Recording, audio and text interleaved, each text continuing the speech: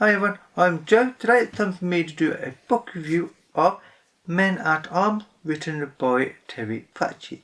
This was first published in 1993. It is the 15th Discworld novel, and it is the second novel set within the City Guards character subseries. So, first of all, what is the Discworld itself? It is pretty much as it sounds like. It is a flat disc-shaped world which logically rests on the back of 4 very large elephants, which also happen to stand on the back of a very large world turtle which swims through space as though it was water. Sounds strange, and it is in almost every respect, and indeed the guards are also very strange characters. Individually they are stereotypes and they are brilliant, and overall this is one of the relatively earlier novels overall compared to the overall number in the series, and one that I really do enjoy. This is one of my favourite of the earlier novels, which I will now describe the synopsis of. So first of all, it is set in the city of Ankh-Morpork, which is essentially T. Pratchett making a Discworld version of London, England. He takes every stereotype about London and just twists it and turns it at a slightly strange angle, so you often think that you know what to expect, but you kind of don't, because it's a slightly off-kilter angle.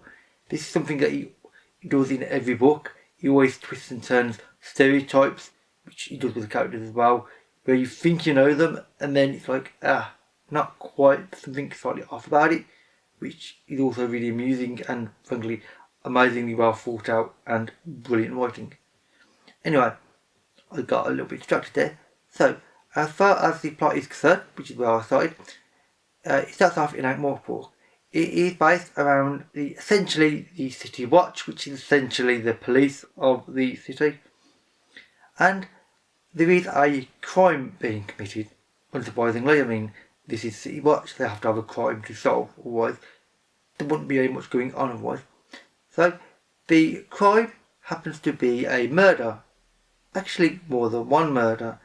This starts triggering other events off, and this triggers specifically a certain group behind the scenes and certain individuals who want to basically topple the current regime, the sort of control system of the government, and specifically they want to take out the patrician, Vetinari, who is the ruler of Morpork, and basically think that there's something much better that you can have instead of, this, well, democratic leader. Although it is democratic, Vetinari's, one man, one vote. He's the man with the only vote. So, it's democratic because he's got the vote and he votes himself. So, works out well for him. He's also extremely fair and a phenomenal character. Anyway, the guards are tasked to solve these murders and basically figure out what's going on. And this starts escalating, however, because the murders start making other people uneasy and nervous in their day-to-day lives. And essentially this is a powder keg situation under the feet of basically every inhabitant of Morpork, where everybody starts to get fearful that there might be riots, revolution and general disaster, which is bad for everybody involved. Frankly, if you happen to be living in the city, nobody wants massive revolution. Everybody just wants to get on with living their lives the way they want to live them, and the government can kind of do whatever they want. I mean, that's what most people want in real life, to be honest, as well. And Pratchett does a very good job of writing about it here. So from this point on in the novels, it's up to the guards to solve the crimes and basically try not to have the patrician Vetinari killed. And that is a very interesting and worthwhile job, and I won't say too much more about the plot. One of the things that makes this plot really work, however, is the characters. The characters and indeed the character development is fantastic. The main captain of the City Watch, the Night Watch specifically though, is Samuel Vimes. He's a very interesting character because he's always described as an individual who is essentially almost excessively too sober. So to compensate for the fact that he's too sober all the time, essentially he tries to compensate by having a drink, and he often doesn't get the balance right, so he ends up being drunk. So it's always a case of, there is a Discworld name for this called Curd, which sounds mad, but it actually really works really well, especially with rhymes. And he's always a complex character, and there's so much development with him that it's fantastic. The other major characters are, without any shadow of a doubt, Captain Carrot Iron Founderson, well, he's not actually captain in this book, in fact, who is a dwarf by adoption. He's actually 6.5 foot tall, so he's not exactly a typical dwarf. He came to the city in the previous book, and he now fits into the city really well. He's a very friendly, easygoing person. Everybody seems to like him, and everybody seems to instantly trust him, and he plays a critical role in the plot line of this novel. There is Sergeant Frederick Cullen and Nobby Nobbs. Both of them are long-time guards. They both have got brilliant personalities, stereotyped but not exactly in the way that you think, as I previously said, and they're both brilliant and fun characters. And he introduces several new guards in this second City Watch novel in the shape of Detrius the Troll, Cuddy the Dwarf, and Sergeant Angua, a woman. Basically, there was a drive to have the minorities as such within the City Watch, and they have that in the shape of these three. And let's just say the camaraderie and the social interactions between themselves and between the people they are trying to help is frankly fantastic and brilliant. For the record, one of my favourite characters in the Guards books, I think, has always been Detrius the Troll, actually, because there's just something about him. I mean, he's actually in previous novels apart from the Guards books, and he's only a fairly mild supporting character then. Now he's become a major character, and he's a brilliant character because he's so endearing. Trolls are obviously made of rock, and they turn to stone during daytime due to daylight, and it's just a brilliant character and a brilliant concept.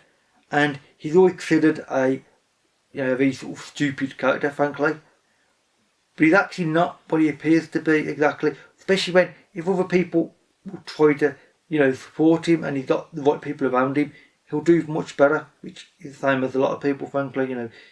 You may not be brilliant necessarily instantly on your own, but in a team, he's extremely good and works extremely well. And that is one of the main areas which Pratchett talks about in this novel. Indeed, it's one of the main sort of ideas and themes, and that is teamwork. This is obviously it's a police team. Ultimately, they work together extremely well. Yes, they have conflicts between them, and they annoy each other by they each got their own methods of work and such, and finding out information from suspects and such. But ultimately, they know that they can rely on each other, and they know that they're the only ones that can rely on each other. Nobody else really understands them due to the strange environment and sort of the hours and everything that they work. They're the only ones that can understand each other, so that is by itself brilliant. And of course, it investigates, and Pratchett does, the idea of the police force and what it means for police to actually be police within a city and a sort of city environment.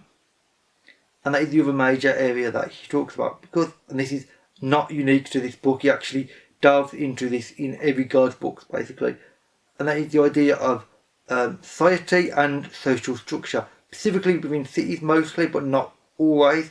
But the social structure part of it is really interesting, and the class structure.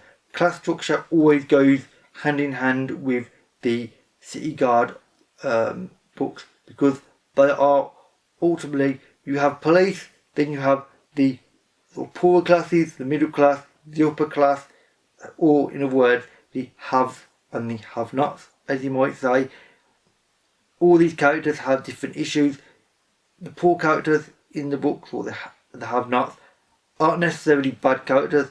Tea Pratchett makes blatant points to say that, you know, they're not necessarily criminals. Actually, most of the time, the worst criminals are actually the upper class people. Which is actually probably true in a lot of ways. And it goes into class structure and the way society works and the different levels society interacts. And you know, you got money society, you got the part of society that have no money, you've got the connected, the unconnected parts. Then you've got very niche, small parts which all have overconnecting and overlapping areas, like some kind of Venn diagram. This is a really interesting concept, and Tea Pratchett delves into this area extremely well, and frankly it's really impressive how he talks about social structure and society in the confines of a novel that is fairly short. I mean, this is only, in this particular edition, 300 and so pages.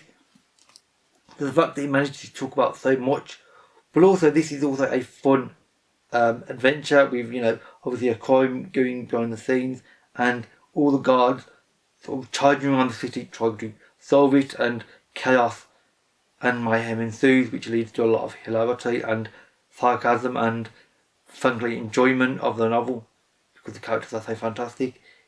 Is a phenomenal achievement by Pratchett, and this is one of the, I think, one of the sort of standout novels amongst the relatively earlier ones, although there are kind of a lot. Well, you can almost say every novel stands out really, because every novel is remarkably powerful in its own individual and unique manner. And with that said, that is actually it for this review. So if you've read Men at Arms by Tea Pratchett, or you would like to, then please leave a comment and we can have a talk about it. If you've got any interesting thoughts on things I might have missed about the novel or I've overlooked about the novel, then please leave a comment, because I mean, yes, I may have read these books multiple times throughout the course of my life, but I know I haven't seen everything. I mean, and I wouldn't want to be overconfident enough to say, oh yes, I know everything about the novel. I would never say that about a novel. But there's bound to be things I don't know. So I'd be happy to have people point things out to me that I may have missed. A link to this novel on Goodreads can be found in the description box below, as always, along with all my social media links. And overall, that is it for this video. So a brilliant novel, well written, humorous and amazing, and I would recommend it. So, as I said, that is it for this video. So, thank you for watching, and I'll see you another day. Bye for now.